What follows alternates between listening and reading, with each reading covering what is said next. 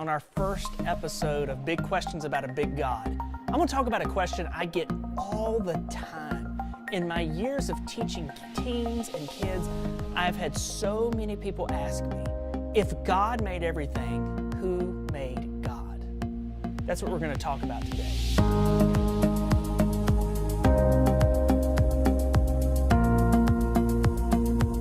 You know, this is a really interesting question, because it would make sense that if everything we see is created, then God has to be created. But the Bible paints a very different picture. You see, in the 40th chapter of Isaiah, verse 28, it says this: "The Lord is the everlasting God, the creator of the ends of the earth.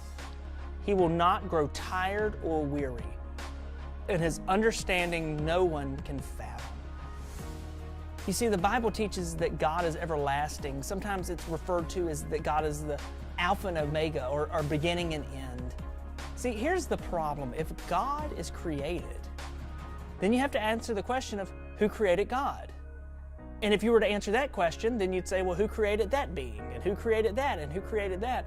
And we would end with this like constant backtracking of who made who. Nothing can make God. You see, God necessarily exists forever. Because if God was created, then he wouldn't be the supreme creator. He wouldn't be the top being. You see, if something made God, then that means that there's something else out there that's more powerful than God, that is more able than God. And the Bible teaches that no one is more powerful than God, that God is all powerful, he's all knowing, he's perfect. You see, God has always been.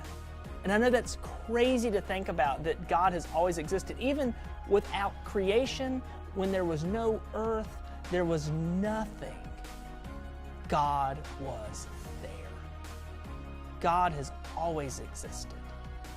And this is why this is important. Because not only has God always existed previous to our experience, but God will always exist. So there's three key things we can learn from our verse today. One is, we've talked about that God is everlasting. He's never been created. God has always been. The second thing we see is that God made everything. So though God himself was not created, everything else that you see was made by God. And nothing's here by accident. Nothing is here by chance. Everything that exists is because God has intended for it to exist. Unfortunately, because sin came into the world, things kind of got messed up and things aren't the way they should be now. But God made no mistakes in creation. And the third thing this passage in Isaiah teaches us is that God is beyond our understanding. You're probably like, to even think about a God who's not created. I feel the same way. It blows my mind. But that's the way it's supposed to be, because God's bigger than us and He knows more than we do. Just sometimes things aren't going to make sense to us in this life. But we can trust that God is fully in control, because we serve an everlasting God.